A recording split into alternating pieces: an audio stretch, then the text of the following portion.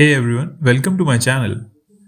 Ever since the Game of Thrones redefined fantasy TV, it feels like every big show in the genre has been chasing the same blueprint: heavy court intrigue, cutthroat politics, moral grayness, shocking violence, betrayal around every corner, and some fantastic beast or some fantasy concept which comes up. But what if I told you there is a new Westeros story that throws all of that out and goes back to the roots of what makes a fantasy fun? A Knight of Seven Kingdoms. The HBO series, which has just premiered now, is exactly that. It's heartfelt, adventurous, full of honor, humor, genuine positivity. This is simply Dunk and Egg Tale, which you have been waiting for. It's the most uplifting and positive thing which has come out of this universe in years. So there are no spoilers here. I'll keep it general for this first season. And let's jump in. So this show is set approximately 90 years before Game of Thrones. It follows Sir Duncan the Tall, a humble, honorable hedge knight, perfectly played by Peter Cleffy, and his young squire Egg, brought to life with incredible charm by a young Saul Answer. Together they will wander into the kingdoms, enter into tournaments, helping everyday folks, facing trials and whatnot. It is obviously based on George R. R. Martin's novellas, and first show basically adapts Hedge Knight. So how does this stand out from Game of Thrones and House of the Dragon? And honestly, from most post Game of Thrones fantasy shows. It's all about adventure and positivity, where the main series and its prequel leans into epic tragedy, power struggles, moral compromises, whatnot. A Knight of Seven Kingdoms feels like a classic knightly tale, like Robin Hood but set in Westeros. Dunk and Egg are genuinely good people trying to live by a code of honor in a flawed world. There is real warmth, laugh out banter, moments of true heroism, and a sense of hope that has been missing from a lot of recent fantasies.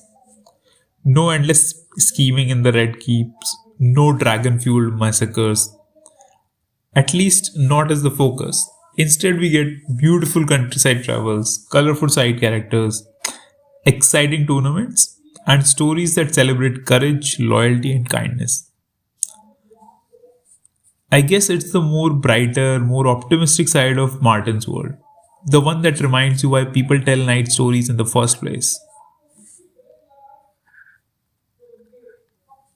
The heart of the show is the friendship which will develop between Dunk and Egg.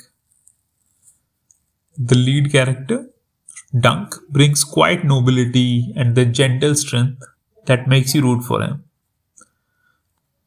While Egg is a clever, funny, little boy who steals every show he's in.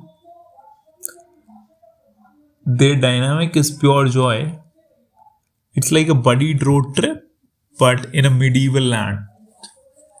And the emotional relationship which they seem to develop throughout the first three episodes is what's really unique. The writing is sharp, very light, and there are episodic adventures which comes up. The production is gorgeous. You will see sweeping landscapes. There are practical costumes, practical things which come up, and tournament sequences are also very thrilling and not as scary as we see in Game of Thrones or House of the Dragon. And the tone is also very refreshing. There are real world stakes. There are little larger, darker edges because it's still Westeros. But the focus is on positivity, growth. We also see that Sir Duncan the Tall himself feels what chances he has in this world.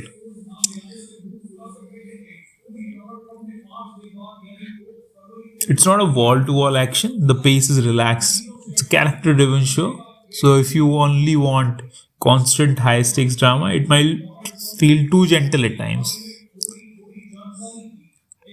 So I would give it a 9.5 out of 10. In a sea of grim, intense, heavy fantasy, it's joyful, adventurous. It's like a breath of fresh air.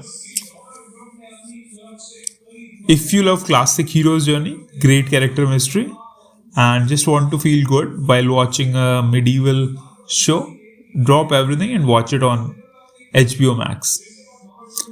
What do you guys think? Are you loving the positive vibes and inches focus? Let me know in the comments. No spoilers. This is my first YouTube video, so please show some love. Thank you.